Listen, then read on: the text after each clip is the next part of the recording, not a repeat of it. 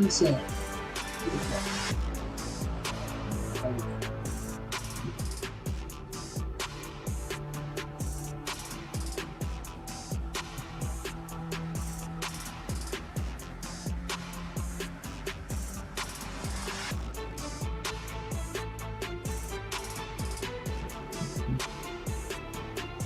Peace and welcome to the culture here on the Black Star Network. I'm your host, Farajii. Today, folks, we got a lot to talk about. First and foremost, let's discuss the Peace Act of 2022, how two Democrats say that police reform is still not off the table. We'll have that conversation. Plus, how do we build a community to prevent suicide? We're going to be checking in with Dr. Sarah Williams to get her take on how the community family can create a safe space for us to have a very, very difficult conversation. Also, can we talk about improving the education and life of Black boys? I'm going to be checking in with the Kingmaker of Oakland, the CEO of Kingmaker of Oakland, to give us some insight about the work that they're doing to improve the lives of brothers all across this country. And later, speaking of Black men, how about a son is having a problem with his father? I'm talking about Romeo Miller, the son of Master P, and how their feud, as Jay-Z said, when a family feuds, no one wins. We're going to give you some of the details about this situation. So all of that, and of course, I got for you some trends. So stay with us. We got a lot to get to in today's edition of The Culture, right here on the Black Star Network. Let's go.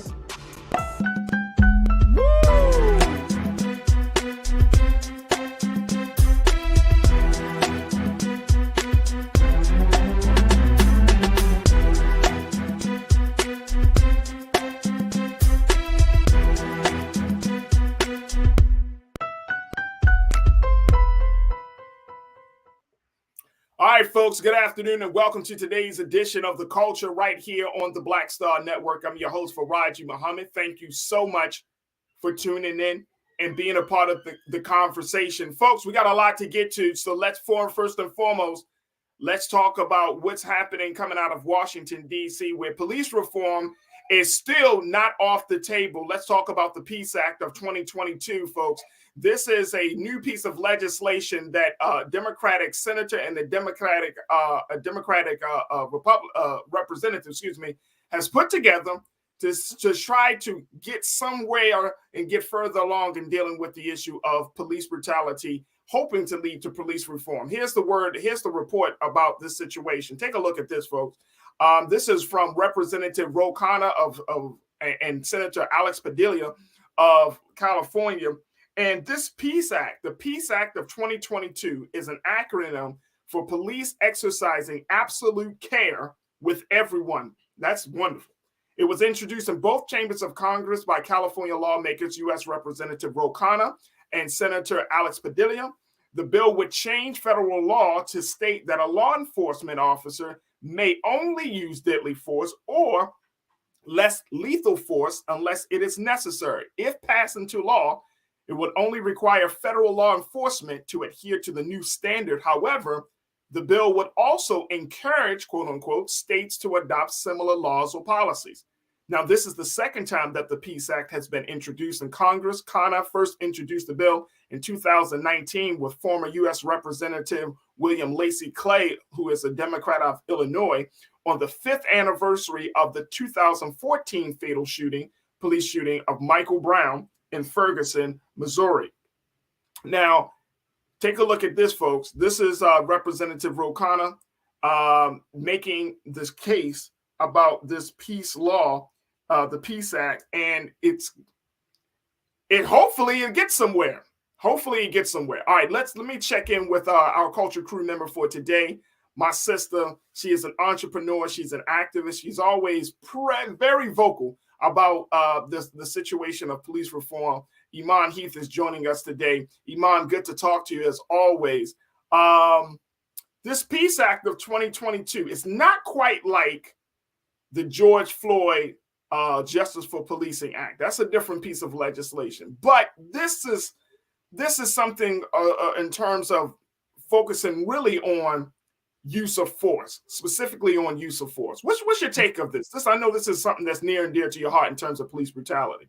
So the thing that screamed to me was the portion about it being for federal law, federal enforcement officers, right? Yeah, yeah, But the federal officers, in majority of the cases where Black men who are unarmed become victims of these police officers, they're not federal police. They're your local state police. yeah. So it's, I mean, cool. I hope this goes through. Awesome, wonderful. However, it's the state that needs to be addressed. Now, federal Mm, law, cool. That's awesome. But again, the state is what we need to focus in at. mm. So this is. Do you think that it could lead to state, state and law enforcement official? It could be encouraged, as they stated. It Yeah, could be something that may get the ball rolling or idea moving as to how to establish the same protocol with the state and local officials, but local officers. But Farajii, it's such a juggle with it. I couldn't tell you.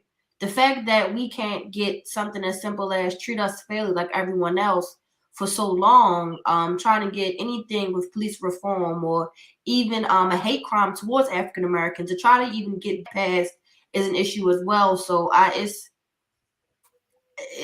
don't know. I do not know. Do I have faith it'll happen? Ah, we've been here before. We've seen this before. So it's I don't know, but I'm now trying to think how can we as people who are being governed by these officers, how can we be the ones to get this idea moving or at least looked at as far as locally is how we get it done because we because can't wait. right now it's the law ain't lawing. The law ain't law in Farajii at all. And we keep seeing the same thing. We keep seeing the same problem.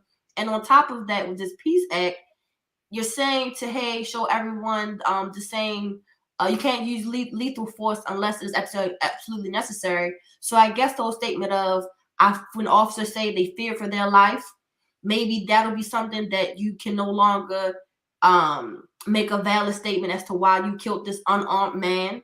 Hopefully, this will lead to accountability for officers. That once they do, hopefully, we don't have these issues again, which I doubt. When an unarmed man is killed and you check his body and he doesn't have a weapon, you now automatically are being charged with at least murder Yeah, because again he was unarmed. But to keep saying I fear my life, we can't. You no, no, no. If right, you're scared right, of the right. I understand and I agree with you and I think that's one of the concerns. A lot of folks are checking in on the chat, so folks make sure you post your comments in our chat as we're streaming live on YouTube and Facebook and Black Culture BlackStarNetwork.com as well.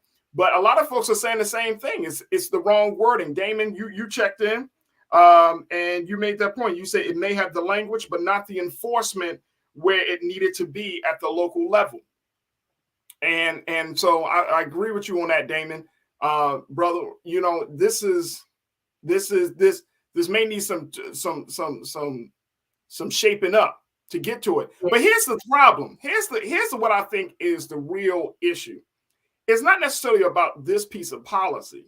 It's the fact that you kind of have to take a backdoor approach to dealing with police use of force in order to quote unquote. I'm using the language that the lawmakers on this piece of policy is saying. In order to encourage states like you, I don't think folks understand, Iman, how much money is going to quote unquote public service in cities across this country. And a lot of the city's money, if you think of any of your major city, Baltimore, Los Angeles, New York, look at the budget of the city that you're in, folks, and see how much money is allocated for public service. In Baltimore, you're talking about 30 to 35% of the city's budget is going into public service. Now, of course, that includes fire, that includes medical attention, you know, the 911 services. But a lot of that money, at one point, I remember, I think it was last year or close to 2 years ago, Iman, and I'm sure these numbers may have changed, but in Baltimore, you were talking about $550 million going to Baltimore City Police Department, right? And a department that had a lot of problems and challenges. The hell up. You know what I'm saying? A lot of challenges. Mm-hmm. You know what I'm saying? $550 million. And in some cases, some people would say it's $550 million to get your ass beat. You know what I mean? And it's like, that's where it is. And so the lobby, and I'm just going to use that term, whether it's from the FOP, the Fraternal Order of Police, or whether it's from some other space, the lobby for the police department, even on a state level, is so strong on a local level that it prevents residents and other folks to really try to control it. There's more money, and this is not crazy, because I looked at the number. There literally is more money going into public safety, i.e. police departments, than there is to education. Which is the root to our problems. Right. So we're looking at a situation here that you can't, like, when you're talking about law enforcement, when you're talking about putting some reins of control around how law enforcement officers do their job, that's not just a policy issue, that's a money issue as well. Look, we got to take a quick pause. When we come forward, Iman, I want to take more of your analysis of this, and then we'll certainly get into our comments from our online culture crew. And folks, stay with us. We're just getting started here on The Culture as we talk about the Peace Act of 2022. What do you think of this piece of legislation that is slowly traveling from the House of Representatives to Senate to possibly becoming law? A piece of legislation that we may or may not need. Stay with us. Join us in the conversation. You're tuned into The Culture here on the Black Star Network.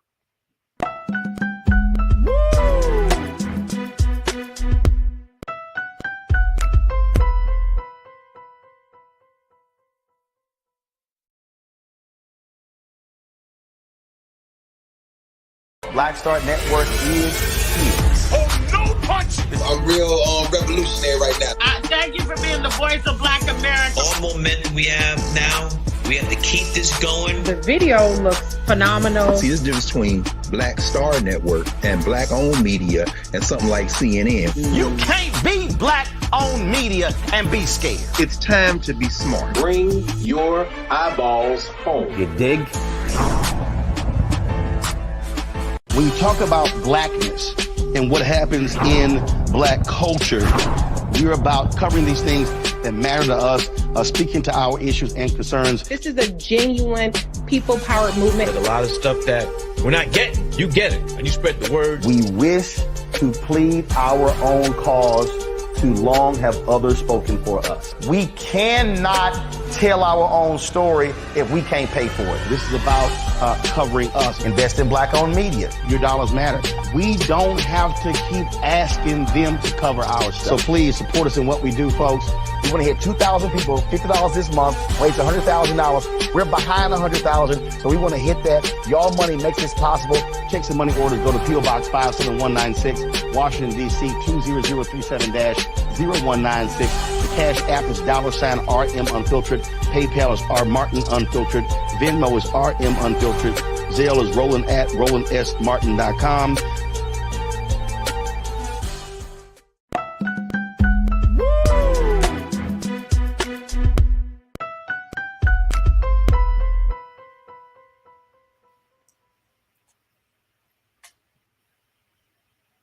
Folks, welcome back. We've been talking about the Peace Act of 2022. This is a piece of legislation that was proposed by two California lawmakers in both the House of Representatives and the Senate to try to bring some reins in on how police do their job and, more importantly, the use of force in various situations that police encounter. Now, the Peace Act of 2022, this stands for an acronym for Police Exercising Absolute Care with Everyone.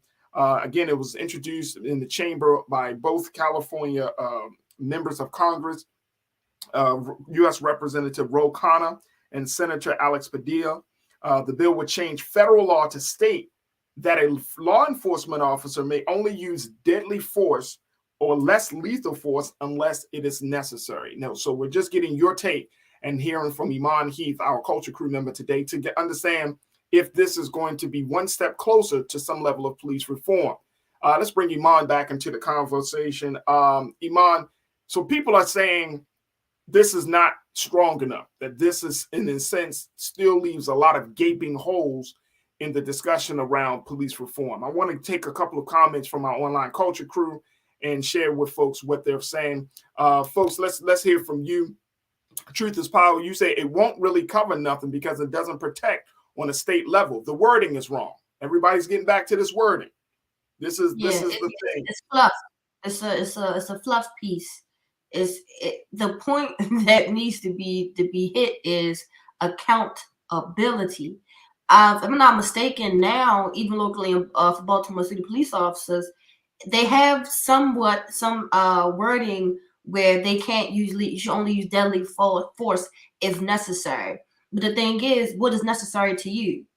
What is necessary to that specific officer? And we over and over and over again these unarmed Black men who are victims. So it's so many loopholes, and what's necessary is such a big umbrella. It needs to be accountability on the other end. If you do happen to use deadly force on an unarmed person, this is what's going to happen. Rather than, hey y'all, can y'all try not to kill them as much as y'all do? Because as he said in that piece, that Harvard did a study, and Black people are 3 times more likely to be killed by police officers. So we need accountability. Not that they get a paid vacation, not that they need to keep all their benefits. No, it gotta be something that is going to shake your world up if you happen to kill somebody. It's that simple. But fearing your life, that ain't it. That's nothing but the truth there. Ain't nothing but the truth there. Look, hey, truth is power. My guy, you also said something I think needs to be said. Farajii, but look at how many billions they pay to cover these officers and pay the families off, but never lose their pension or their status or rankings for a drive-by. So and I understand.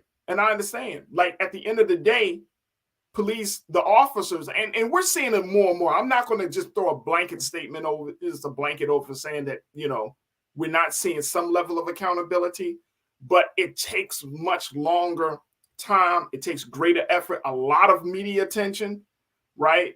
You got to damn near have Ben Crump on your case in order for there to be some level of accountability, right? So it has to be trending hashtags, like hashtag and trending and all of those things. Like it just takes a lot, and I can only imagine for the families that have experienced that. You really don't have a time to really grieve. You don't really have a time to process what just happened, especially if your loved one lost their life in a violent way, in an unjustified way. It's just madness, absolute madness. Truth is power. My God, thank you so much. Janelle, you checked in. I think your point is absolutely valid. You said, according to our type of government, the federal government has limited power over all 50 states. That is the very definition of federalism.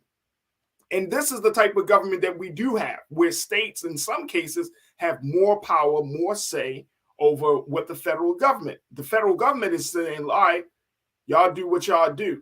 We only provide recommendations. We can only encourage. But on some things, like a case like this, because a lot of money is coming from the state supports these police departments, then the states have the most say. And if you have a state that is Republican controlled, I'm going to just put it out there. Like if you got a lot of Republicans, if you got a lot of pro-police folks that are running your state, it's going to be very, very hard. If you got people that, political leaders who gain from the FOP, who get something from the police, you know what I'm saying? Monetarily or nothing, it's going to be hard. Yeah, it's going to be super hard. Didn't want to negotiate about the George Floyd bill in the first place. So imagine the red state. It's going to be hard. See, the George Floyd, right. Done. So that's the piece about the George Floyd bill was that piece that the big speed bump on stopping that bill was the whole piece around qualified immunity. Basically saying that the police officer will be held responsible. Like now you start to dip in truth is power said. you start to dip into their pension. You start to dip into, you know what I mean? And Yeah. look, I think you should. Yeah. I think you should. Yeah. If you are a police officer, especially some of these officers, it's one thing to have an officer, a rookie cop, who makes a bad judgment call, a bad decision, and you end up killing somebody. It's another thing that you are an officer, you have a track record of abuse, of brutality. You know what I'm saying? And I think those have been a number of cases where some of these high-profile police brutality cases, you have officers like that who pulled the trigger, who was on the scene. Nah, bro. The only thing lieutenants, sergeants that come on the scene in these type of situations, and I've been able to witness, they some of them encourage the or increase the intensity of the situation. They want to cover up what happened, or they want to try to deviate from what happened, or you sure this is what happened, officer? Or you sure this is how it went? You have their higher ups who also don't want to take the backlash for the issue, so they may cover it up and say, well, this happened instead of this, or my officer has done some things in the street and they've walked this path and did this and did that. They also try to not hold their officer accountable for their mistake, their deadly, costly mistake. So it's Farajii, it's something. Now look, Real Brooklyn brings up a great point that I think that we need to figure out, and I think it needs to be discussed. Real Brooklyn, you say, what's the definition of deadly force? Then you go on, sounds like the situation will dictate what constitutes being deadly force. I feel like that is the missing piece of this conversation. How does the state or how does the federal government define deadly force based upon the judgment call of an officer? Because an officer, you made this point earlier in your earlier remarks, Iman. What do most officers say when they get in these situations? I feared for my life. Therefore, I had to blow this guy's brains out. I had to beat him excessively. I had to do something very aggressively, right? You got a stick and a gun, and most of the time, especially in most of these high-profile cases, the person don't have literally anything in their hands. They don't even have a weapon. So you have a stick and a gun. You have tactical training on how to take people down, and you mean to tell me you fear for your life more than they fear for theirs? But I think and Mace too. And Mace, thank you. And a taser. You got 4 weapons. It's barriers before you get to your gun. It's steps before you get to your gun. But that's the question. What do you define as being deadly force? That is, you have to explicitly define that, because my version of deadly force, if, for example, in the case of Eric Garner in New York, where they put their arm, you can't hold somebody from behind with your forearm up against their neck, right? Because why? Especially if they're handcuffs. Especially if they're already in handcuffs. Especially if they're in handcuffs. It needs to be detailed, especially about handcuffs. If a person is already technically detained and they are in handcuffs, then it shouldn't be any more, I would say, roughhousing. But again, like you said, you have to be specific. Once a person is in handcuffs, it's no damn excuse for choking or having a headlock or having your knee on their neck for X amount of time. Now that shouldn't even be questionable. After, for certain. Now, before trying to get someone into handcuffs, they always say you're resisting. That's a gray area. Let's get to the black and white. If they're in handcuffs, there's no reason for a taser or a gun or mace, a knee, an elbow, none of that. If they're in handcuffs, what the hell are they going to do in handcuffs? What are they reaching for in handcuffs? That's the part. And that's the part. It's those type of details that need to be explained or defined, because that's the part, right? And you brought up the tactic of putting your knee on somebody's neck, like we saw with Derek Chauvin and George Floyd situation. That's deadly force. That's deadly force. Yeah, deadly force. Look, deadly force is once a person says, I can't breathe. Once a person says, I'm dying. Once a person says, and I mean, nobody's going to scream that out just because you threw them up against the wall. But when you know without a shadow of doubt. 3 times of them saying that, come on, man. Come on. We look, this ain't rocket science, man. Because, you know, my pops always told me in fighting, he said, son, you fight until the person is no longer a threat, right? So if I'm a police officer and the man is handcuffed, he's already down. What the hell am I going to do to try to put him in a pig? You know how to, put your arm, do something, put my gun to his head, put my knee on his neck. He already down. It's excessive. You already have a big advantage. That's required for the moment. Mm-hmm. In most cases, there's always an officer that has a partner with them. In most cases, and so it's already 2-on-1, and he doesn't have access to use his hands. You're not wrestling a crocodile. You're not doing that.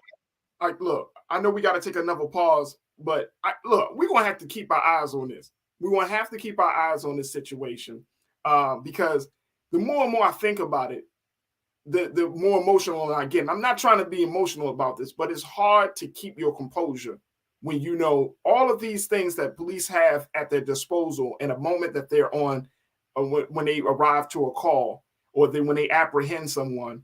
All of these things, whether it's the weapons on their personals, on their persons, whether they got their partners, whether there's their training, like all of these things. The person that is being apprehended 9 out of 10 times do not have weapons like that. They don't have that level of training, and they damn sure ain't in a group. It's 4 officers on 1 black man or 1 brown man. Or could be 1 white man. It's not necessary.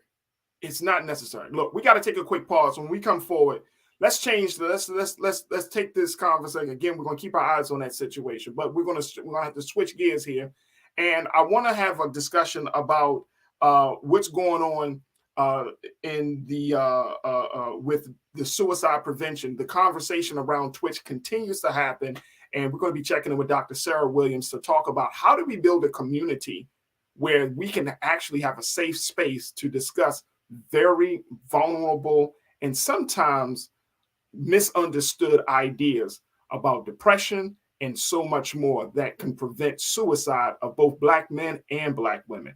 We'll have that conversation. So stay with us. More discussion up next here on The Culture on the Black Star Network.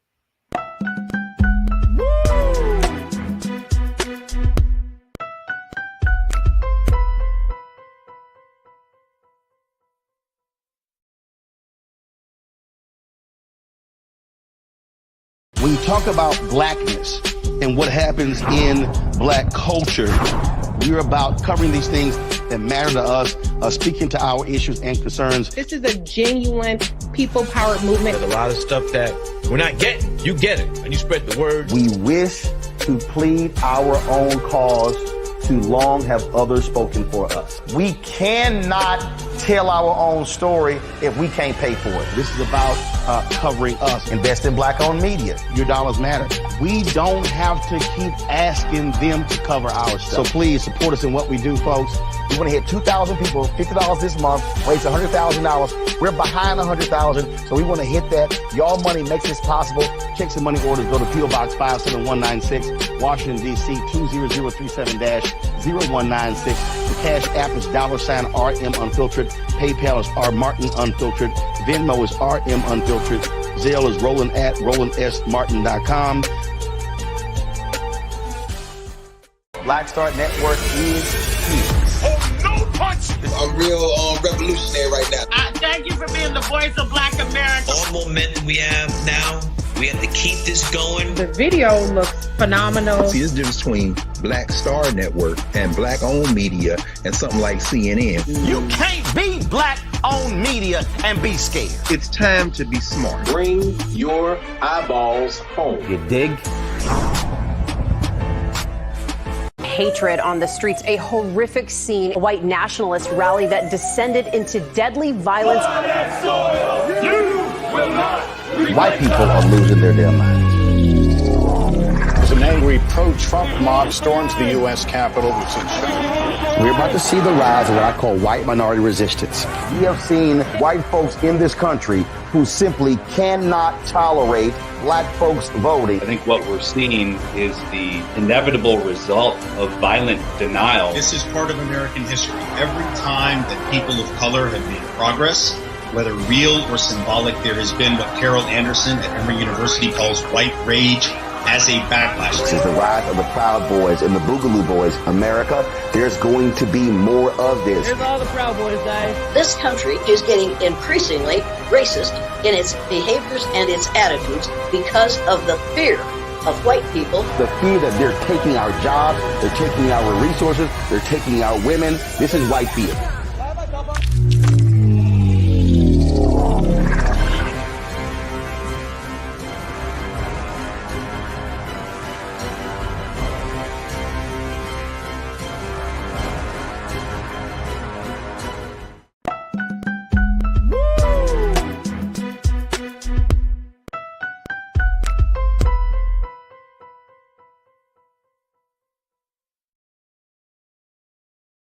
All right, crew, let's continue the conversation about what's going on within the Black community as it relates to the issue of mental health and suicide. The conversation around the unfortunate death of DJ Stephen Twitch Boss continues to happen as there are a number of new discussions about the importance of checking in on folks and, more importantly, creating a space, a safe space where the discussion around suicide and depression can be had. And so today, we wanted to continue this conversation. We had, of course, a few discussions last week, but I wanted to continue to have this discussion today because my focus is on how do we build a community?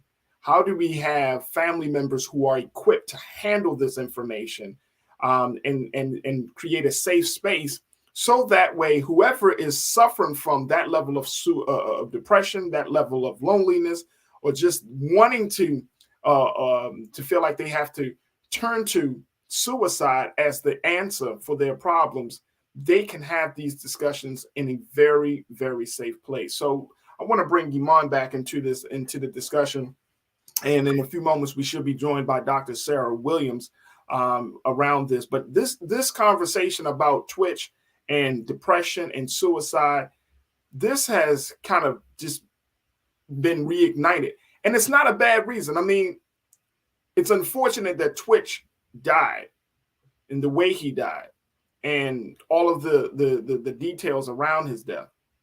But I think that he doesn't die in vain because it now shines a spotlight, Iman, on the fact that there are a number of Black men and Black women, a number of people within the Black community who are really suffering in silence. And I think it's very important that we understand, like, how do we make a safe space? Like, we cannot just act. If somebody comes to us and they may say, look, I'm thinking about committing suicide. They may have suicidal tendencies or thoughts, or they may discuss suicide ideation, but that may not even happen. And and it's important that we figure out how do we have a safe space for these thoughts to come out, and a person is not judged, a person is not ostracized, a person is not put to the side. What's your take on this, Iman? Well, October 18th of this year, my cousin committed suicide. And like, let me and my condolences. Our condolences. And don't know why. And it's like trying to understand or try to be in that person's shoes, or to try to just think, how could this have been prevented, or how could this be stopped? It's hard to do when that person doesn't show signs, or that person wears that happy and bright smile, or that person's conversation doesn't change or they don't ask for help. It's hard to try to pinpoint or control when you're not let in that way. So that's the difficult part, being on the other side of suicide, is like, how could it be done? But even if you do ask the person, you know, are you okay? What's wrong? Anything going on? We so used to saying everything's fine, I'm okay, I'm great. And that's not the case. I think another thing that we have to work on as far as Black people is being okay with being vulnerable. Even with your family, mom, dad, sister, cousin, anybody. We need to start being okay with being vulnerable. It's okay to express yourself. It's okay to express your feelings in a healthy way. It's okay to be sad sometimes. It's okay to not be okay sometimes. And I think we have to understand and prioritize our mental health much more, because we're losing a lot of us without it looking like, what does depression or suicide look like? A lot of people can cover it up. It's easy to cover it up. So I'm trying to figure it out myself, Farajii, as how can we build a safe haven for people to feel okay enough to express themselves when those emotions get that heavy. Yeah. And Corinna and other culture crew members are saying their condolences to you, Iman, in the chat. And you know, it's a really, really tough pill to swallow on this situation. Corinna, you brought up something that I think is important as we have this conversation. You say we need to resume actual conversations with people. We have lost the sense of genuine human interaction with heavy reliance on texting and the curated space of social media. Yep. Just because they repost a meme on Instagram or repost a reel on Instagram that may be funny or something, they may be hiding something. Or repost one of those Justin LA Boy memes, and y'all know what I'm talking about. If they repost something like that, sometimes if it becomes consistent, try to read between the lines. If they post things like you know, you got to look out for the strong people because they get weak sometimes too. Even though people may say they're not posting it because they don't feel that way, just double check. It doesn't hurt to double check. Hey, you okay? Hey, you good? I noticed some of the content you've been reposting or putting up on Instagram or your captions. Like, pay attention to those things. They matter. People put on the front very often, but it may not be the case. Right. So read between those lines sometimes. I had a conversation with a doctor on another show earlier this week, Iman, where the doctor, she's a psychologist, and she made a point that resonated so deeply with me. She said that people who commit suicide, she said most of the time, and she's had clients and patients who have experienced this, she said the 24 hours before they make that decision or before they decide to do it, they are their happiest. She said that is a huge symptom, that 24 hours before they actually do it, they are happiest. And I asked her, I said, Doc, well, why is that? And she said, because they know that the end is coming and that they have made a decision. And the reason that was brought up is because, you know, I saw the viral video of Twitch. And people like, oh, this was him 24 hours before. Yeah, his TikTok dance. Yeah, with his wife and everything. Right. And so when she said that, I was blown away. Iman, I was blown away because I was thinking to myself, so this man dancing with his family, enjoying himself, had in his mind that he knew he was going to commit suicide 24 hours later, or however long later. But he already had in his mind that, you know what, the end is coming. And I'm happy to know that the end is coming.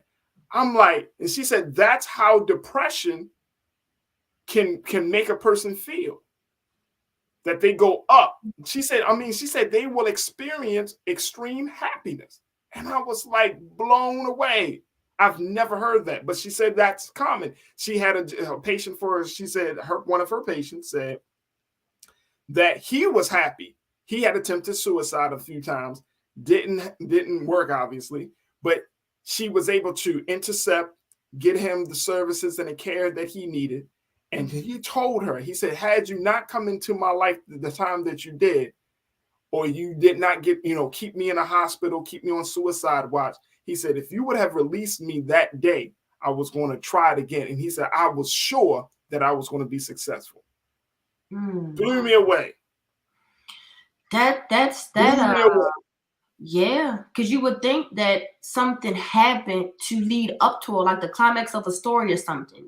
Some details or some event happened for you to get to that point. But to feel relief or to be happy, I mean, and when she says it, when the way she explained it, it makes sense. Like, I know this will finally be over. I don't have to deal with this no more. I'm happy. I'm okay. I'm good. I can see that, but it's what the hell happens? Like, what causes this so much? And depression, a lot of us don't understand, is more than just feelings. It's literally like a chemical in your brain when it comes to depression.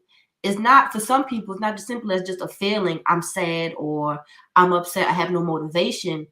It's literally your brain fighting itself at times for you to tell yourself, feel better. But there's literally an imbalance of hormones, all kinds of stuff going on in your brain that affects you a lot. And we don't consider that. Absolutely. Absolutely. Look, we got to take a quick pause. When we come back, we'll have more conversation, more discussion about mental health, about suicide. How do we create a community around this suicide prevention? Stay with us. It's The Culture here on the Black Star Network.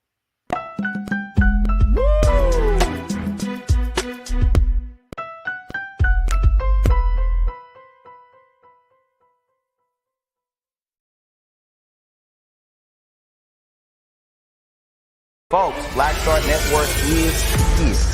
Hold no punches. I'm real revolutionary right now. Support this man, Black Media. He makes sure that our stories are told.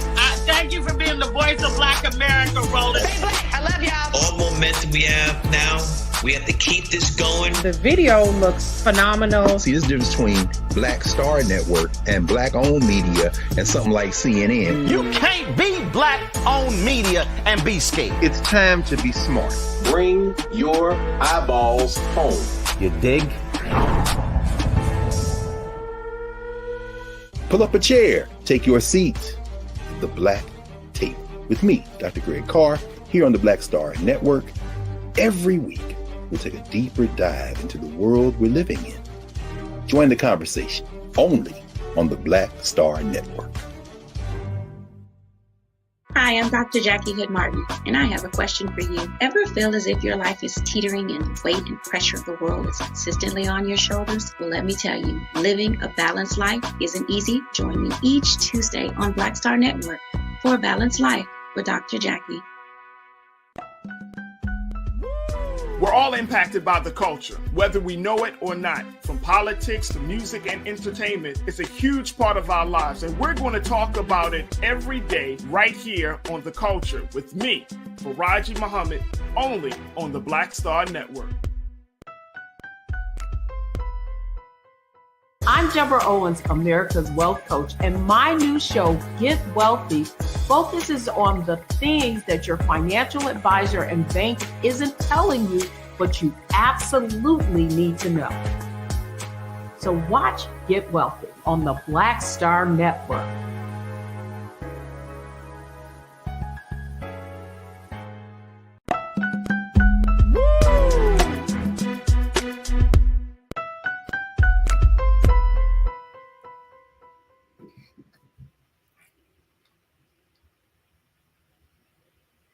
Folks, welcome back to the show. On the streets, a horrific scene, a white nationalist rally that descended into deadly violence. White people are losing their damn minds. As an angry pro-Trump mob storms the U.S. Capitol, we've seen We're about to see the rise of what I call white minority resistance. We have seen white folks in this country who simply cannot tolerate black folks voting. I think what we're seeing is the inevitable result of violent denial. This is part of American history. Every time that people of color have made progress, whether real or symbolic, there has been what Carol Anderson at Emory University calls white rage as a backlash. This is the rise of the Proud Boys and the Boogaloo Boys. America, there's going to be more of this. Here's all the Proud Boys, guys. This country is getting increasingly racist in its behaviors and its attitudes because of the fear of white people. The fear that they're taking our jobs, they're taking our resources, they're taking our women. This is white fear.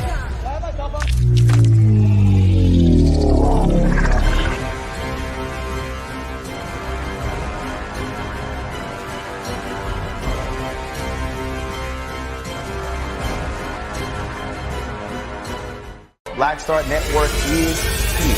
Oh, no punch! I'm real revolutionary right now. Thank you for being the voice of Black America. All momentum we have now, we have to keep this going. The video looks phenomenal. See, there's a difference between Black Star Network and black-owned media and something like CNN. You can't be black-owned media and be scared. It's time to be smart. Bring your eyeballs home. You dig?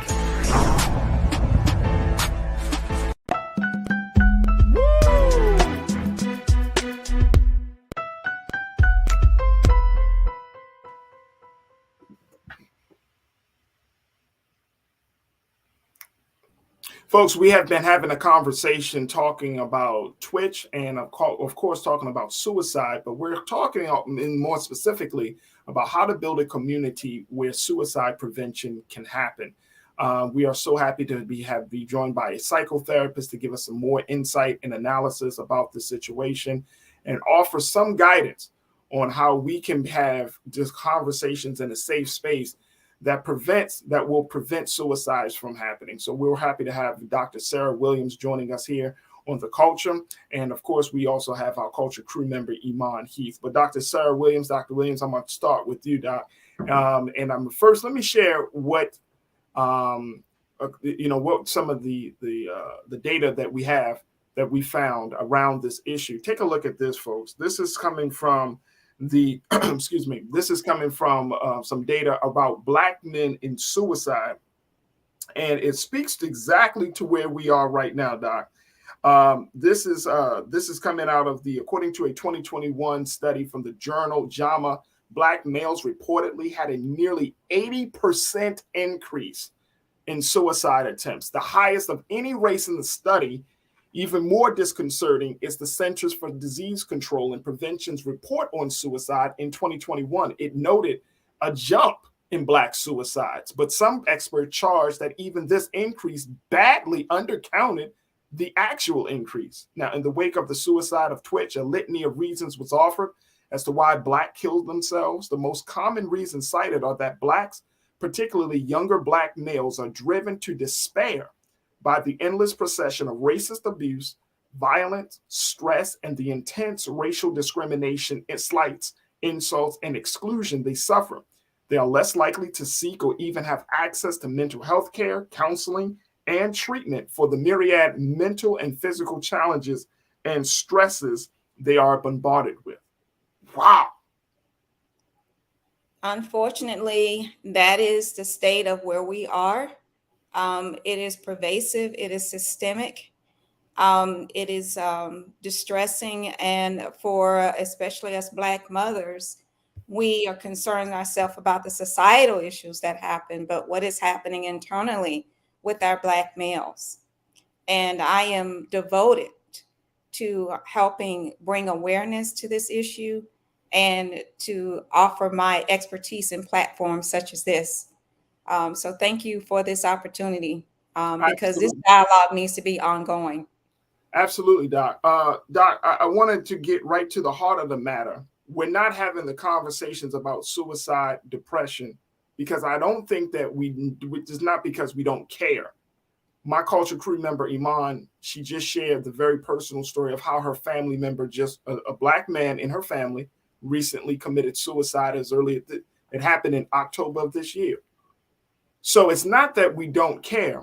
I think it's that we don't know how to have the conversation to create a safe space where a Black man, particularly, or just any Black man, can feel vulnerable to open himself up to the situation and say, look, I'm not feeling good. I'm having these thoughts. I feel like things are crashing down around me. I feel like the best way I can deal with this issue is to take myself out. So am I wrong in thinking that it's not that we don't care, it's just that we don't know how to care? You're absolutely right. We are a loving and caring people by nature, and we are at the extent of our resources. Because there are not very many of us that are clinicians of color and leaders in our community that can offer that support and education. As you know, there's a lack of cultural competence within the healthcare system overall, and mental health is not any different, because the training of clinicians oftentimes don't have the exact expertise to identify those issues that Black males may present. So for instance, for me, I specialize in working with individuals that often have developmental disorders. Black males are often either misdiagnosed or underdiagnosed. So if someone is, say, in the classroom and a Black male is displaying certain types of behaviors, the teacher, the classroom teacher or the school counselor will look at that behavior and not focus on the possibility of what is the underlying factors that contribute to that behavior. And so that kind of flows into our communities, because the parents are called in and they just are assuming that this individual doesn't want to participate in class or won't pay attention, won't do their work. Oftentimes when I receive a referral, the child or the young adult or the adolescent has a diagnosis of oppositional defiant disorder. It is astounding to see how many cases I see of oppositional defiant disorder. This is an 8-year-old. Nobody looked at, is there a history of trauma? Are there other explanations? Prenatal care. Did the mother get prenatal care? Developmental disorders like autism, ADHD. Was there a use of alcohol or drugs while the mom was expecting? There are so many explanations for behavior. But anyway, speaking to the suicide, we're talking the stats actually, the individuals that succeeded. We're not even looking at the stats of individuals that attempt suicide. Great point. So I have individuals that come in my office that they have had multiple suicide attempts. These are our Black males. Look at the age range, somewhere around 12 to 17. Developmentally, that's where we're forming our identity. That's when we start learning who we are and how we perceive ourselves. And what is society telling our Black males? What messages are they getting of who they are? Is it positive or is it negative? And so how do we, as community members, as family, how do we either resist some of those negative messages and create a safe space? Like, what recommendations would you offer for that? I think we need to have regular reset meetings within the family. Like, we get together and we have Sunday dinner. We spend time talking, paying attention. Don't always take someone's word for how they feel. You can ask someone, how are you today? And they can say, fine, I'm good, everything's great. And you are observing different. Don't be shy about approaching the individual directly and saying, I notice you don't seem like yourself.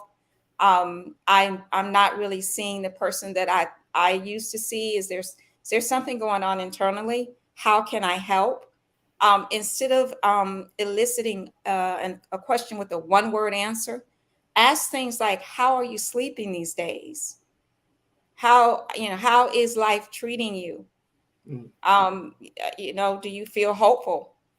I mean, it's okay for us to say that. Allow our conversations to support vulnerability. That this dialogue about being strong and resilient and just dealing with it, we got to get rid of all that, because where we are in the place, we are in desperate times, and that requires us to pay close attention. So when we have those dialogues about our strength and our resilience, we actually are setting walls up for our vulnerability we're setting walls up for us to even have like communication. Because let me tell you, I have never came across not one black man, Doc, that has ever said, I'm a weak black man, who has admitted to me that he's weak. No black man. Now, I know that I feel times of, there have been times in my life when I felt like I'm not at my best. I feel weak. But I know as a black man to another black man, unless we're like super close, most brothers aren't talking saying, hey, man, you talk to a black man, a brother that you don't see that often. How's your day going? How's you doing? Look, I'm really, really feeling down. I'm feeling weak. I'm feeling out of it. Brothers just aren't talking like that to each other. Yes. Conditioned and socialized to be strong and have a resilient exterior, and you can be breaking inside. That is unfair, and it is a cultural abuse, and it is neglectful.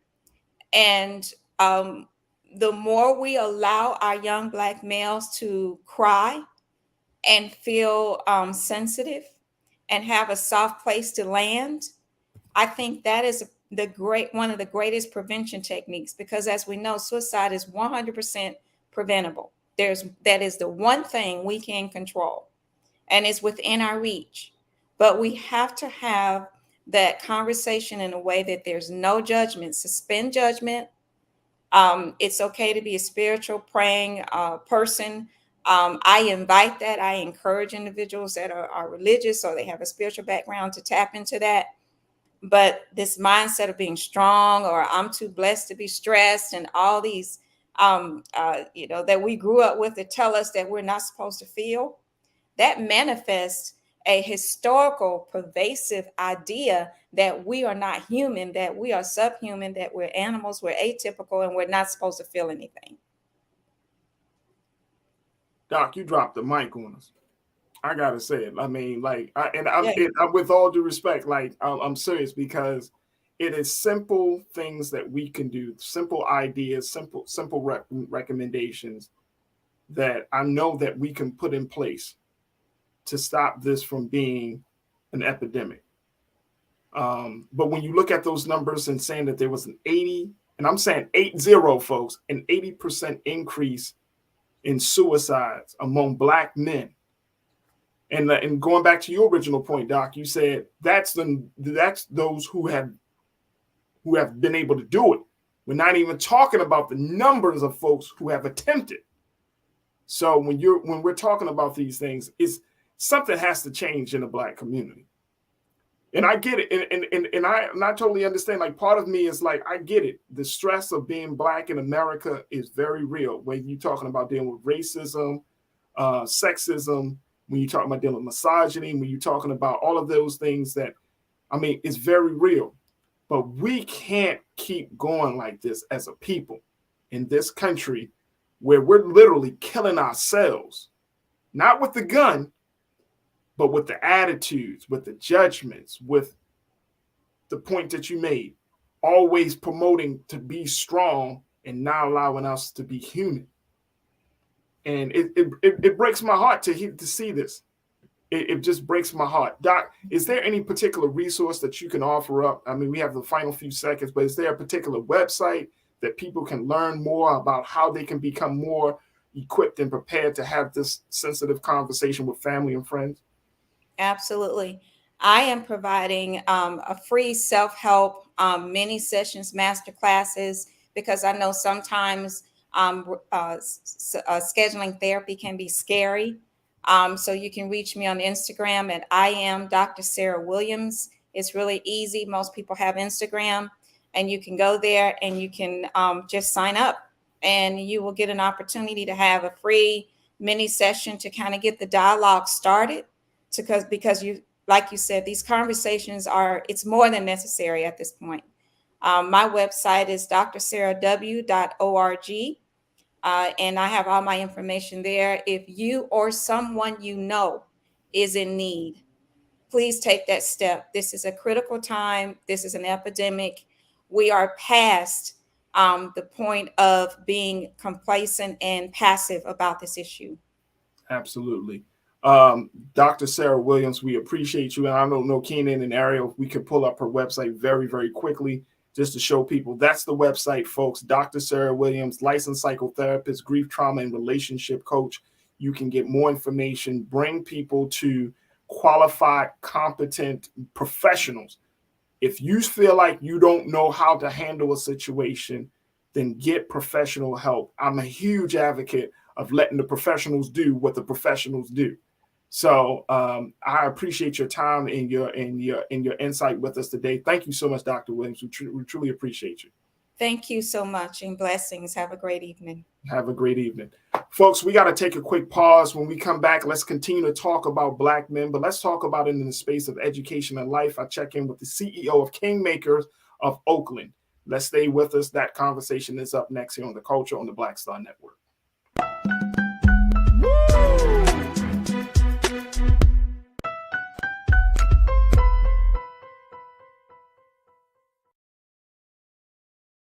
When you talk about blackness and what happens in Black culture, we're about covering these things that matter to us, speaking to our issues and concerns. This is a genuine people-powered movement. There's a lot of stuff that we're not getting. You get it, and you spread the word. We wish to plead our own cause. Too long have others spoken for us. We cannot tell our own story if we can't pay for it. This is about covering us. Invest in Black-owned media. Your dollars matter. We don't have to keep asking them to cover our stuff. So please support us in what we do, folks. We want to hit 2,000 people, $50 this month, raise $100,000. We're behind 100,000, so we want to hit that. Y'all money makes this possible. Check some money orders. Go to P.O. Box 57196, Washington, D.C. 20037-0196. The Cash App is $RM Unfiltered. PayPal is R Martin Unfiltered. Venmo is RM Unfiltered. Zelle is Roland at RolandSMartin.com. Pull up a chair. Take your seat. The Black Tape with me, Dr. Greg Carr, here on the Black Star Network. Every week, we'll take a deeper dive into the world we're living in. Join the conversation only on the Black Star Network. I'm Deborah Owens, America's Wealth Coach, and my new show, Get Wealthy, focuses on the things that your financial advisor and bank isn't telling you, but you absolutely need to know. So watch Get Wealthy on the Black Star Network.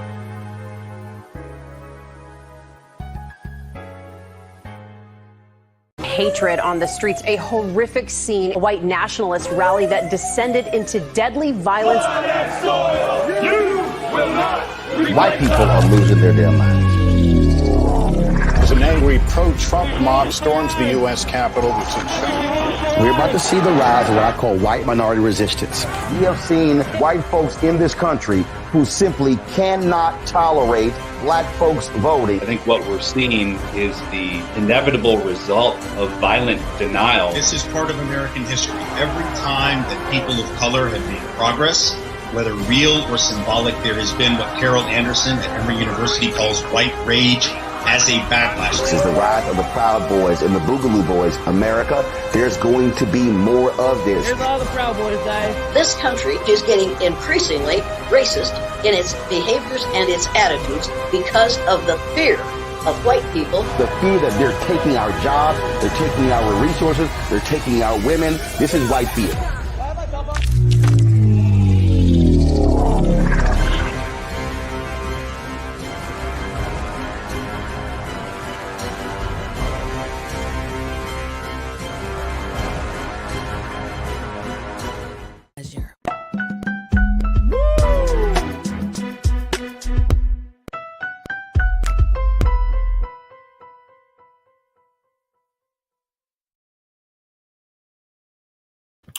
Folks, we wanted to continue the conversation talking about young Black men. And again, we can't thank Dr. Sarah Williams enough for just providing in just that few moments, a little bit of insight, that just the nuggets of wisdom that we needed to give us some hope. And the fact that she made the point that suicides can be prevented. It is not a hopeless journey. It's something I think that we can all hold on to. So again, folks, please take advantage of the opportunity, the resource that she offers, and the work that she does. But we thank her for her time, and certainly we'll be bringing her back on to talk about not just suicide, but talk about grief and trauma as well. But as we have that conversation, I'm so happy to have my next guest, who is a man who is doing some fantastic work in the area of African-American male achievement and improvement. He runs an organization called Kingmaker of Oakland. He serves as the CEO. And we want to welcome Mr. Chris Chapman to the culture here on the Black Star Network to talk about how to improve the educational and life choices of young Black men so that way they can become more productive. Chris, thank you so much. And we also want to bring back into the conversation our culture crew member, Iman Heath.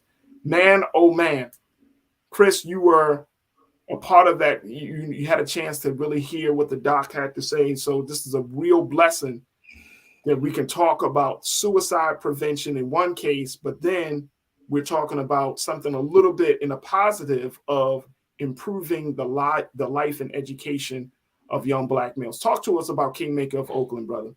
Right on, Tom. First and foremost, I give thanks for the opportunity to shine light on this subject, and was equally just moved to listen to Dr. Sarah Williams. Not surprising in the spirit of, we send our kings to a public school system where they learn not who they are and whose they are. And so those issues of what we see in television, what's perpetuated in structural racism, it makes it very difficult for a true king to take his crown out his pocket and rock it with a strong sense of self-efficacy, belonging, and collective responsibility, of which our work at the core is improving educational and life outcomes of Black boys from preschool through 12th grade, while working with our kings and folks in the community to redesign systems, structures, conditions, and the culture that lead to improved educational life outcomes of Black boys. Keyword being on culture. Right now, the present culture is toxic for our young, our kings, our culture, but that is by design. And so, yeah, just thank you for the opportunity, and can talk much more complex and comprehensively around this school to prison pipeline and what we're doing around centering Black boys while serving all students, and being intentional and apologetic around really lifting up the power and the audacious stories of the influence throughout the diaspora on math, science, language arts, and social studies that really many of us don't come into learning until we take our first Black Studies class in college. And so we're looking to do that from an asset-based perspective, centering Black boys as we redesign school systems across this country. Hey, Chris, and then Iman, I'm gonna pose this question. Then Iman, I want you to jump into this conversation as well with your questions. But Chris, when we look at the work that you do, and you're not alone, right? You are a part of a larger network of Black men and women. That's right. Who are taking time to invest in Black boys in this, in a lot of different ways. But I'm wondering, Chris, you've been doing this a long time, brother. Mm-hmm. In order for us to kind of deprogram ourselves from very antiquated, destructive beliefs and values, it seems like that we make progress and then we get pushed back. We make some progress and then we get pushed back, right? What would you say is the key source of that? Would you say it's the family? Would you say it's social media and media, traditional media? Like what is there one particular area that we can key in on to say, you know what, let this be the target for the next year, and then we move on to something else? Because it seems like these conversations about Black boys and Black girls can be all over the place. People say, oh, it's the parents' fault. Oh, it's the household. Oh, it's the neighborhood. Oh, it's racism and white supremacy. And so I'm just trying to figure out, like, how do we kind of bring some level of manageability and control so that way we're not all over the place and we can focus our attention to make the real gains that we say we want? Right on. I appreciate the question. And it speaks to the complexity of structural racism, Eurocentricity, and whiteness, that this culture and the country that we live in has fully embedded. And so for me, you always have to start with self. So to the degree of which you know who and whose you are, and that you have a feeling of self-efficacy, a understanding of cultural identity, and the responsibility, not from a Eurocentric, individualistic value system, right? Part of the upsetting the setup is knowing that in this country, we are weighting the wrong things. And that is the value of individuality in our society. Within the diaspora, it's Ubuntu. I am because we are because I am. May the circle be unbroken. So when that brother is hurt, I'm hurt. When that sister is hurt, I'm hurt. If she ain't eating, I ain't eating. And so to the degree of which we begin to understand the cultural legacy that I would have to acknowledge our forefathers and foremothers actually dealt with far more and far less. So in understanding your history, right, that we've always been under assault within the context of the American culture and society, but understanding that, then you can understand the dynamics and strategy of a fugitive pedagogy, right? That we may understand the system and structure that we've been born into, but what is our do different, right? You gotta know now, you gotta have knowledge of self. You have to unlock the historical context of the contributions throughout the diaspora. In knowing that, then you could begin to at least walk with your head up, right? And understanding that that it is by design that we don't know who and whose we are in this public school system, right? That really and that is an issue of privileging the privilege and wondering why our young kings aren't sitting still in this antiquated public school system where they're learning the stories and the legacy of white leaders, right? Typically, the Black leaders that we get introduced, although awesome and credible, it's the same 1 to 5, right? When you're not learning the local history of folks throughout the diaspora, the folks that didn't make the history books that had significant impact in math, science, language arts, and social studies, beyond even the Americas, but throughout the diaspora. So I say this to say the first step, though, is not acknowledging and understanding who and whose you are. And you can accelerate that when you're in right relationship. That this idea of I'm at my best when I'm in right relationship with my brother and sister. So, my ability to accelerate knowing who and whose I am is being, who's on my right, who's on my left, who's in the front, who's in the back. And so I just share that to say, although we have a very complex strategy, it first starts with understanding who and whose you are, because then you could begin to either understand what you must unlearn and heal, and then begin to learn forward. And so, really just that, understanding who and whose you are, and then beginning to understand the historical context that we didn't get here by mistake. Actually, this is the manifestation of things that have been happening for hundreds of years. And there are things that you can do from an entrepreneurial, economic standpoint, from an educational standpoint, from a built environment standpoint, that you can't do in isolation, that we have to work together collectively to ensure that many more of us are taking the crown at their pocket and rocking it. Hey, Chris and Iman, I want you to pose your questions, but let me just say, that's it, bro. Like there's no other conversation until we get to the very premise of understanding who and whose you are. That's that. Education, economics, business, politics, none of that matters until you understand who you are and whose you are. All right, Iman, I'm gonna shut up because Chris getting me excited about life right now. I agree. That is a part of that we as a culture behave the way we do. But when it comes to these young men that you interact with, besides, maybe not knowing exactly who they are, where they come from, but other than that, what is their number one barrier from speaking with them that they have as far as education? Are they maybe not eating enough at home? Is mom and dad isn't there, grandma isn't there? Like, what has been the number one reason when interacting with them personally that you come across as being the issue as far as their education? Dope question, Queen, on multiple levels.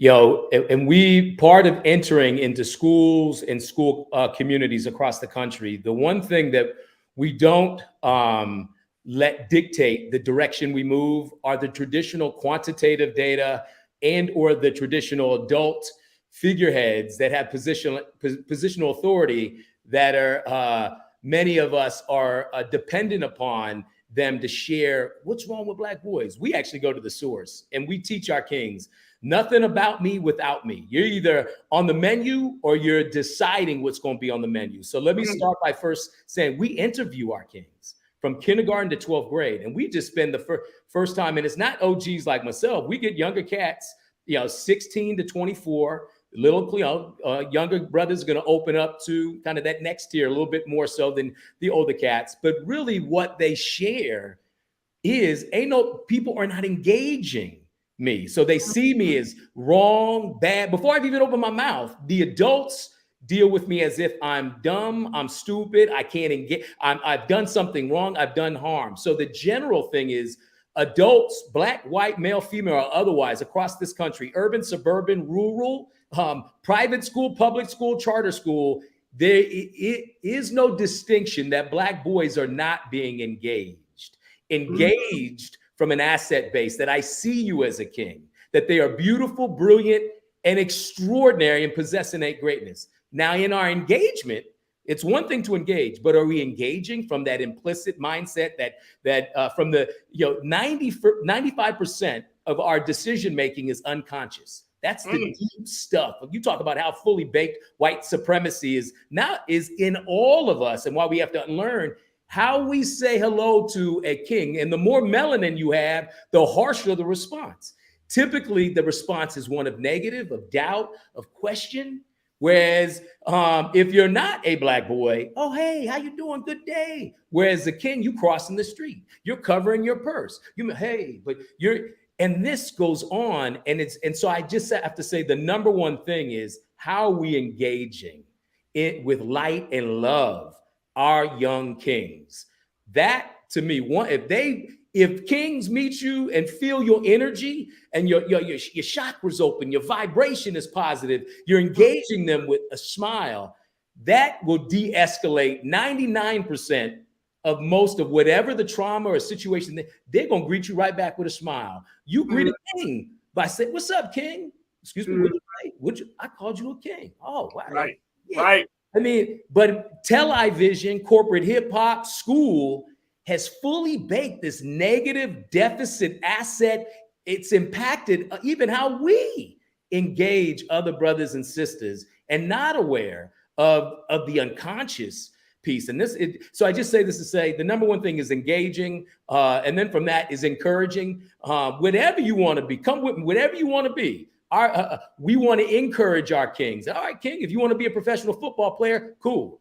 We always in school, oh, you can't do this. Only one person. No, who am I to hate and tell anybody what you can't be? But what I can say, all right, cool. You want to have some options. If you want to do that, let's look at the data. 1% of all folks may make it, the NBA. So what could you, maybe you're an owner, maybe you're an attorney, maybe you're working the production. So it's working with kings from an asset-based perspective that, one, they're beautiful, brilliant, and possess innate greatness. Then it's encouraging. All right, man, come on. We're going to encourage. If you need some help, mental health, let's get you some help. If you need some remediation in your school, let's get you some, whatever it is, nothing's an excuse from our standpoint to help them actualize it's all within you.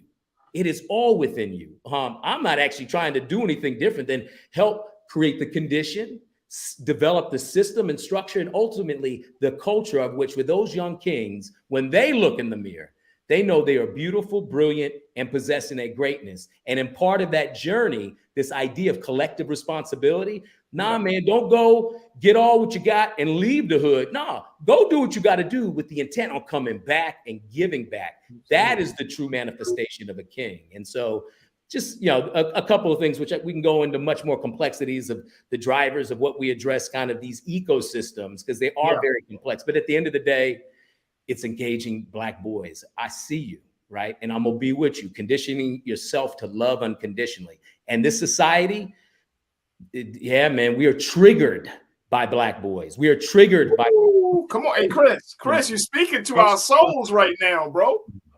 Especially but depending on your energy when you approach these young Black men. You know, I hear stories all day about women at the gas station, how they're disrespected, or squeegee boys here in Baltimore, they disrespect them. Honestly, from my experience, I've never had those type of experiences. And it really depends on how you approach them. When you walk to the gas station store, if they say hi, just say hello. That's right. You don't have to look at them like they're a criminal or they're a creep, or they're trying to get you. You have to stop looking at them as predators for some reason. That's right. I don't know why we look at young Black men as predators. Well, I mean, but see, on the flip side of that, young Black men have done some real harm and damage. For example, I know that Nira has shared with me, Chris, my wife, she shared with me where she has, like, with the squeegee boy situation, they surround the car. They get very, and you know, they kind of like get very close to the car. And I mean, if you have women who have experienced sexual assault, who have experienced violations of their space, that just in that simple body movement can be a very triggering thing. It can create panic.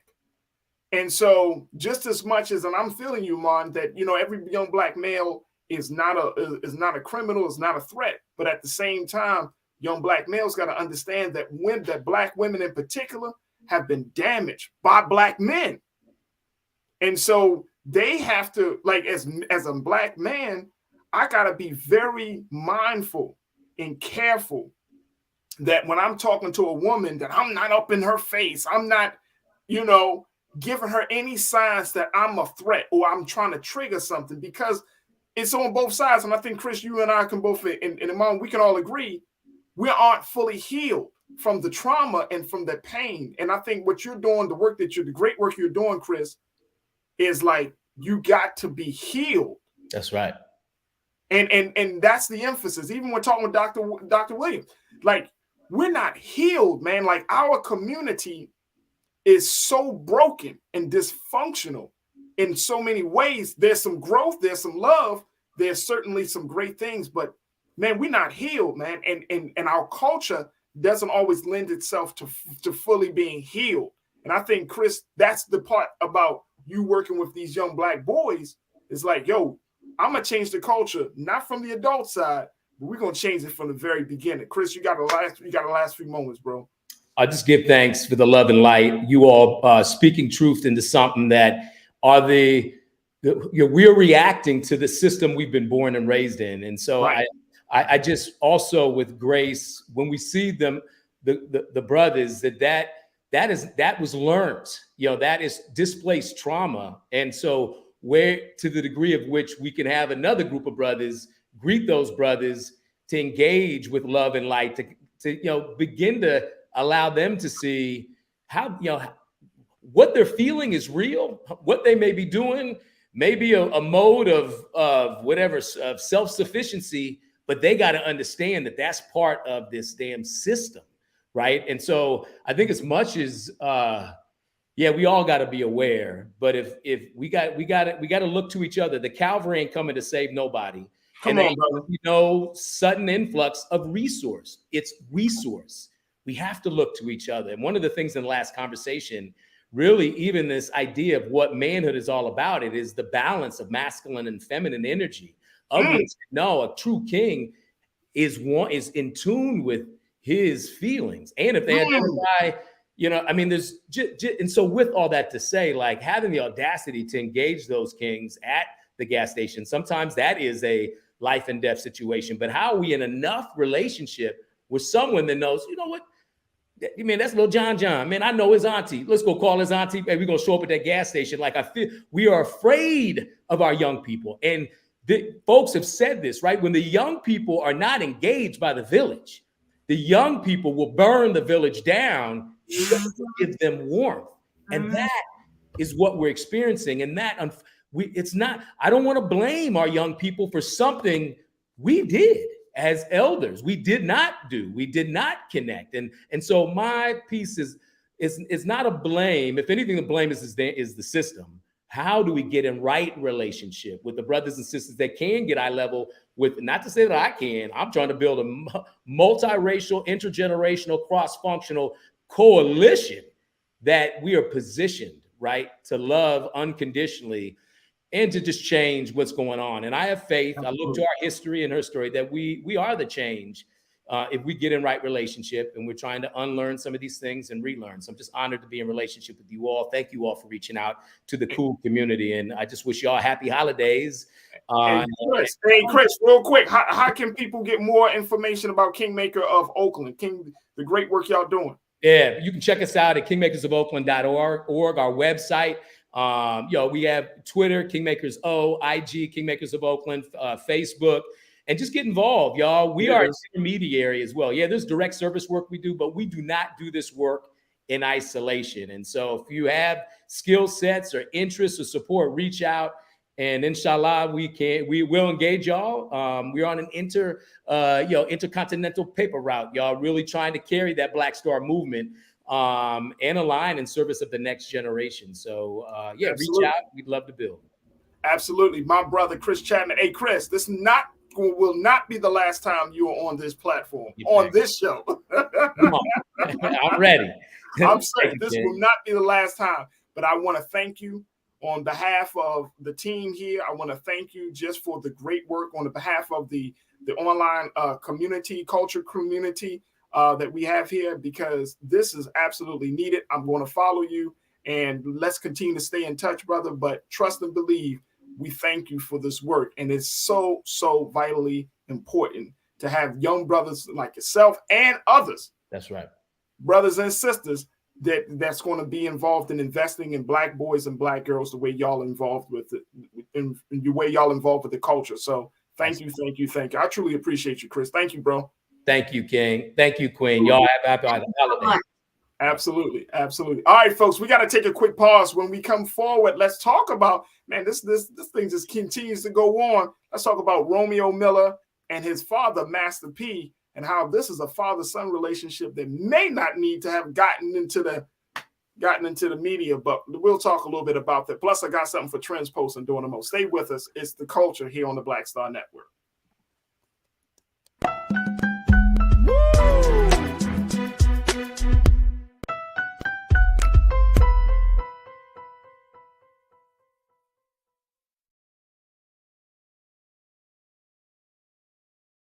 Black Star Network is here. Oh, no punch! I'm real revolutionary right now. Thank you for being the voice of Black America. All momentum we have now, we have to keep this going. The video looks phenomenal. See, there's a difference between Black Star Network and Black-owned media and something like CNN. You can't be Black-owned media and be scared. It's time to be smart. Bring your eyeballs home. You dig? When you talk about blackness and what happens in Black culture, we're about covering these things that matter to us, speaking to our issues and concerns. This is a genuine people-powered movement. There's a lot of stuff that we're not getting. You get it, and you spread the word. We wish to plead our own cause. Too long have others spoken for us. We cannot tell our own story if we can't pay for it. This is about covering us. Invest in Black-owned media. Your dollars matter. We don't have to keep asking them to cover our stuff. So please support us in what we do, folks. We want to hit 2,000 people, $50 this month, raise $100,000. We're behind 100,000, so we want to hit that. Y'all money makes this possible. Check some money orders. Go to P.O. Box 57196, Washington, D.C. 20037-0196. The Cash App is $RM Unfiltered. PayPal is R Martin Unfiltered. Venmo is RM Unfiltered. Zelle is roland@rolandsmartin.com.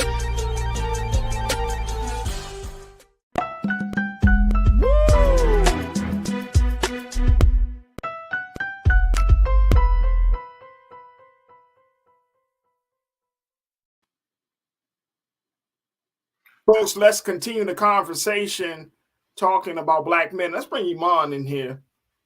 Iman, it's just so happy that we have to have a show talking about Black men. We talk about brothers, so happy. But you know what, though? It's all good because you have. I think when you're around brothers, I feel like you are so yourself, Iman. Iman, one of them type of sisters, y'all. She get around black men, she just get reinvigorated. She like, let's go, and she is so supportive. I'm telling you, like when I've worked with Iman, she is so supportive to make sure that black men and black boys win. I mean, she is like our number one cheerleader. I'm telling you, she's the number one. And she will always keep it real. Keep it 100. At all times. Keep it 100. Like, hey, look, you keep it 100. Like, yo, I love my brothers, but y'all need to work with yourself. For real. Hey, look, for real. All right, so let's talk about this situation. This situation between Romeo and his dad, Master P. This is a situation that I came across during the weekend. It was like Sunday. He dropped something on Instagram where he talked pretty much. I mean, he really put his father on blast, talking about how his father just is all about himself. That what we see of Master P of being this very genuine and caring man is just an image. It's just a part of the brand. Yeah. But that his mother, and this is what Romeo said in the IG message. He said, "Mom was right about you." He said, "Mom was right about you. All you care about is your image, your brand, and what's good for you." And I mean, I hope and pray that never comes out. Those words never come out the mouth of my son. Oh my gosh. I hope and pray it never happens like that. But this is a very serious issue. It made me think about a couple of other high-profile father-son relationships, Iman. One is, I remember when Kirk Franklin had that falling out with his son. Remember that? Mm-hmm. Mm-hmm. I think people's problem with that was what Kirk Franklin said rather than the relationship. Right. There was some stuff that his, he really went off on the son, basically saying, "I'll whip your ass and I'll do all of this stuff." And he talking, I mean, real rough to his son. That situation. I mean, but we hear about this. But let me just bring folks up to speed. Here we go. And then, Iman, I'd love to get your take on it. Here's what happened, folks, that Romeo Miller, this is according to a report coming out of XXL. Romeo Miller is claiming he is currently broke. BROKE. And that all of his money from his music career, y'all remember Romeo, Lil Romeo, that was his rap name. All his money from his music career was used to pay his father, Master P's taxes. The No Limit Records founder has now responded. On Sunday, Romeo, who now goes by his government name, Romeo Miller, hit up Instagram with a post regarding his mental health. In it, he called out his father, Master P, for a myriad of things, sparking up a lengthy public back and forth between the two on social media. Romeo revealed many personal feelings he holds towards Master P as it pertains to their behind-the-scenes family life, as well as his current financial situation. In the form of a poem titled "The Tree of Trauma," Romeo aired out his grievances toward the media, claimed that his mother and siblings have suffered as a result of the limelight and placed the primary blame on his father, Master P. Take a listen and take a look at this. In a scathing clapback, Romeo accused Master P of never paying any earnings from the family's Rap Snacks brand, claiming to have blindly supported the company for 15 plus years for a payoff that didn't come. So there's a lot of layers to this right here. There's a lot of layers to this. It's the fact that he's challenging his father about their relationship. He's challenging his father about their business dealing. He don't have no money. He's going through a mental health crisis. This is scary, considering all that we know about mental health, depression, and how certain circumstances can play on somebody's mind. What do you make of this, Iman? First of all, it's disappointing to think that Master P, the entrepreneur, the mogul, the leader, I hold everybody down, no limit soldier, this would even be an issue with his children. Like, we wouldn't have thought. I wouldn't have thought. I think that possibly Romeo and his father may have tried to make amends, or he's tried to make amends with his father. And I think it may have been steps prior to him airing out their dirty laundry on social media. I'm very surprised, considering who's Romeo's father is. Like, you just couldn't have told me this was the issue behind closed doors. And I believe Romeo Miller's sister, I believe she committed suicide. That was brought up on social media as well, because she was kind of going through the same thing as far as financial issues and hardships, and he just wasn't there to help, and just wasn't there being considerate of them and what they're going through. I just couldn't imagine my father being this person to the world, but he's, this shit show behind closed doors with me. Like, I couldn't imagine. I couldn't imagine. Yeah, I couldn't imagine either. Now, this also, here's the backdrop for this, that this really came out of the fact that Twitch committed suicide. So Romeo felt like, yo, this is the time to air my grievances. Let me talk about my pain and my trauma. So here's a young black man. He fits exactly where we were talking about, Iman. Here's a young black man, high profile. He's going through all of these changes. Now he's having a feud, a very open public feud with his own father. And he's also talking about being traumatized. Here, I mean, and I hope and pray this never happens, but there are ingredients in this situation that sounds like this young brother could be making some very, very destructive and fatal choices, right? Yeah. And I hope that never gets to be the case. I really hope and pray that doesn't be the case. But yeah, Master he just had a baby, I believe. Say it again. I believe Romeo just had a kid, or yeah, who he's with may be pregnant. So that's another stress to add to it. Right, absolutely. So there's a Master P did respond saying that he deleted this IG post, according to Romeo, being part of a generation that blames their parents for everything. This is what Master P said about his son, that you are a part of a generation that blames their parents for everything. First and foremost, do you feel like that is true?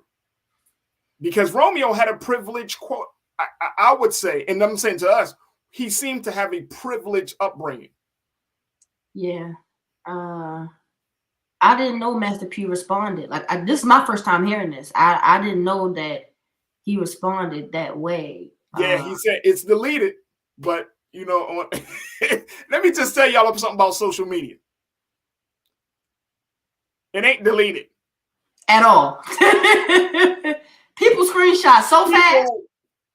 Once it's out there, folks, videos are downloaded, post a screenshot, nothing is deleted.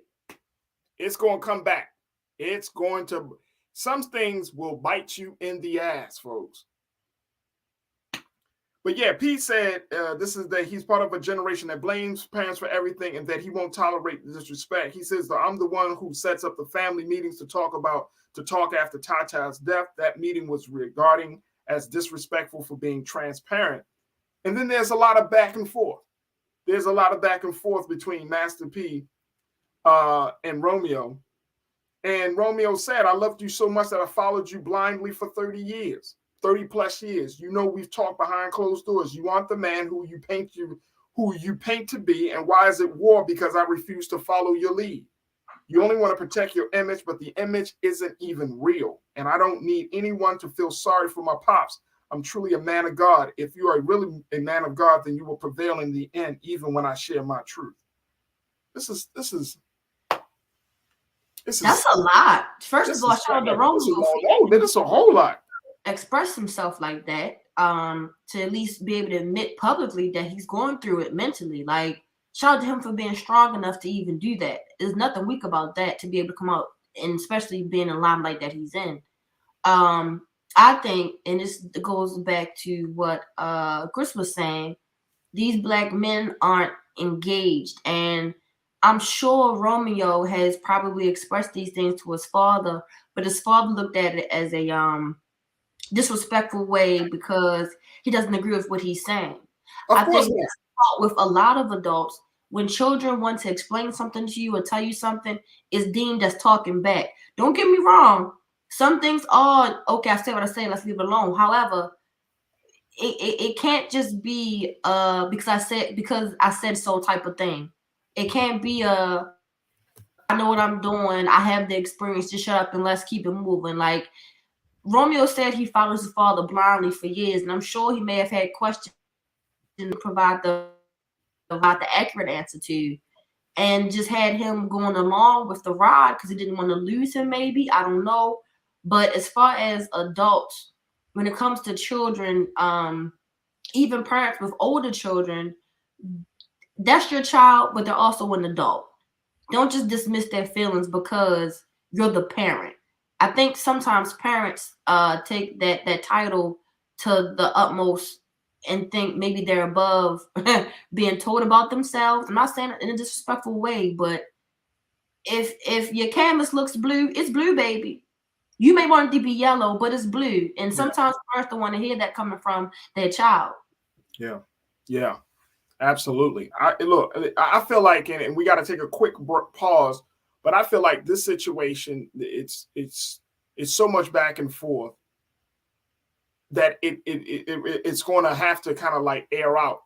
I think there's so many things that we can, and we might just have to revisit this situation, Iman, because they're feeling like just the airing out your personal grievances on social media. That's a big conversation that folks are chatting about right now. The fact that you have a father and son that seemingly on the outside, Romeo has been, a part of the money-making machine of Master P and all of his enterprises. So it's a lot. It's really a lot. Who to believe? Who's to blame? All of that. It's just, I'm going to just say it like Jay-Z said it. When the family feuds, no one wins. And that's sad. It's sad because I'm sure Master P, and I'm not saying I don't know the man. I don't know the brother. But it's sad. It is sad. If Romeo's allegations are true, sad. But if Master P's allegations are true and saying, look, I provided all of this for you, it's sad, man. It's really, really sad. We got to take a quick pause. When we come back, something for you for Trends, Post, and Doing the Most. Stay with us. It's The Culture on the Black Star Network.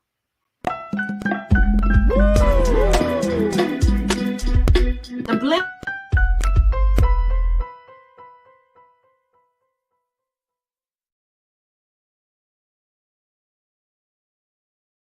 hatred on the streets, a horrific scene, a white nationalist rally that descended into deadly violence. White people are losing their damn minds.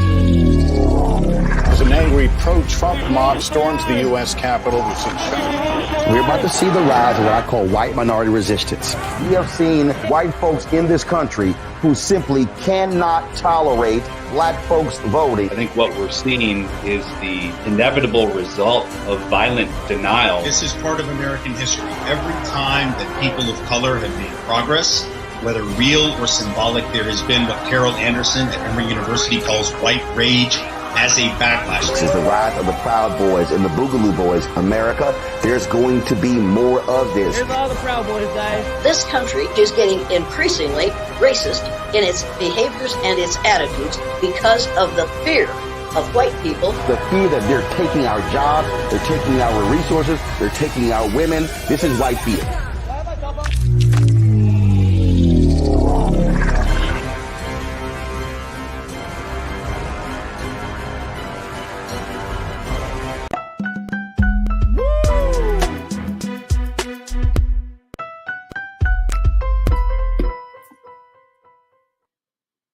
All right, folks, we got something for you for Trends, Post, and Doing the Most. Iman, let's talk about your favorite pastor. Look,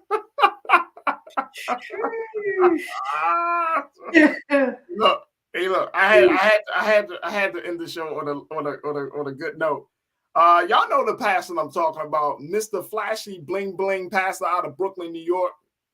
Do we have a picture of this guy? What's this? This is Bishop Lamar Whitehead. Yep.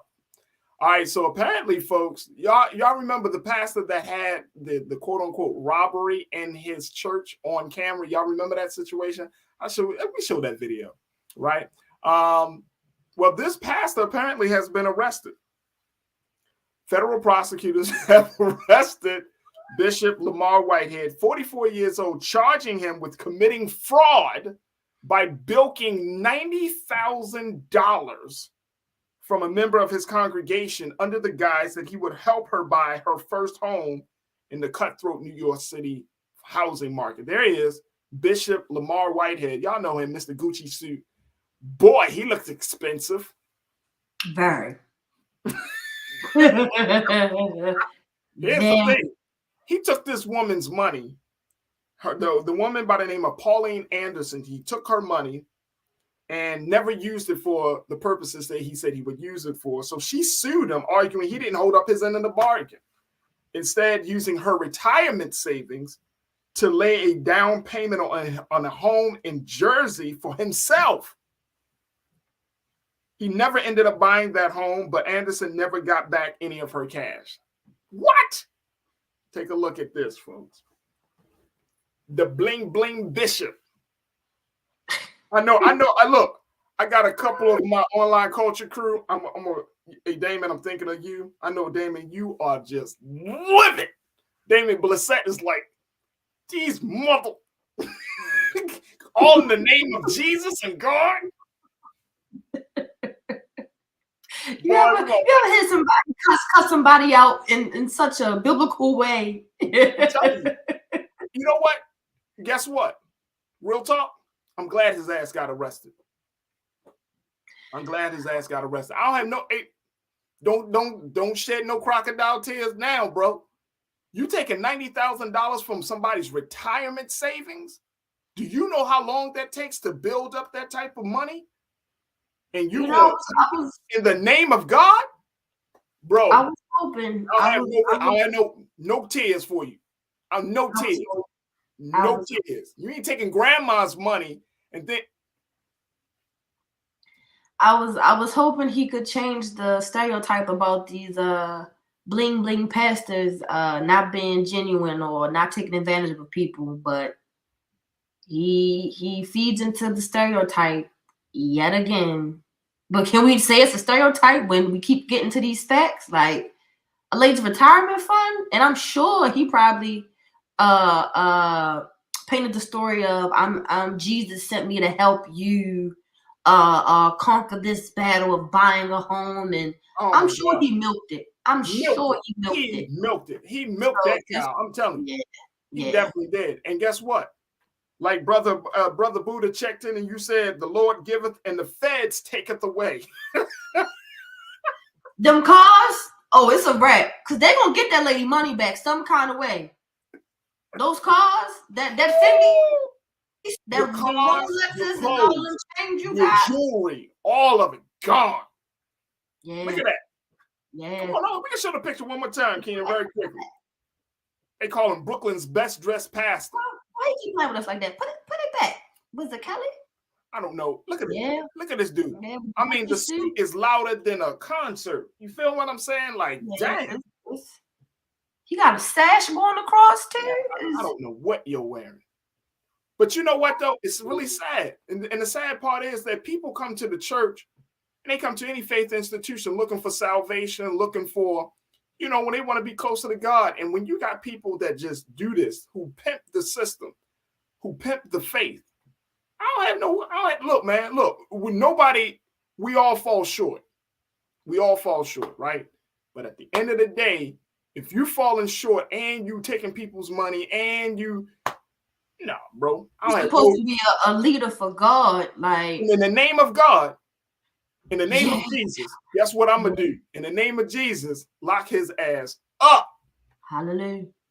Amen. May the church say amen. The pastor, the Bling Bishop. Take it. I don't care. Hey, look, I'm a black man. I don't want to hear none of that.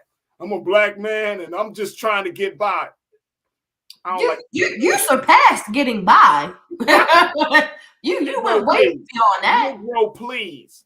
Yeah. It's you done did that. And now that this has happened, I'm starting to think that whole robbery thing, if it was a farce. All of it was a farce. Everything was. It probably was for insurance purposes. Yeah, it was all for It was the robbery. Yeah, all of it stolen. Insurance. Bling Bling Pastor, thank you for your time. And for you can exit stage left, sir. Thank you. Iman, thank you so much for checking in. Always good to have you on. I appreciate you. Thank you for opening up, being vulnerable, sharing your part of your family story. And hopefully you got some relief from what the doctor said today. So thank you again for being so good for the culture. Thank you, sir. I'll see y'all next week. Yes, ma'am. Absolutely. Folks, that's going to do it for us. I want to thank my dynamic special guest. I want to thank Dr. Sarah Williams. I want to thank Chris Chapman. I want to thank each and every one of you. And I certainly want to thank my team behind the scenes, my man King Keenan, Ariel in my control room. Folks, make sure y'all go to blackstarnetwork.com. Continue to show your support financially and otherwise. Share the content. Follow us on social media at blackstarnetwork.com, at Black Star Network on IG and Twitter. Also, you can follow me at The Real Farajii on IG and Farajii on Twitter. Stay tuned. Up next is Roland Martin Unfiltered. As always, never be afraid to challenge what's wrong. Stand for what's right while being yourself in the process. God willing, we'll talk tomorrow for another exciting edition of The Culture right here on the Black Star Network. Have a great afternoon and evening, and we'll talk to you tomorrow. Thank you. Peace.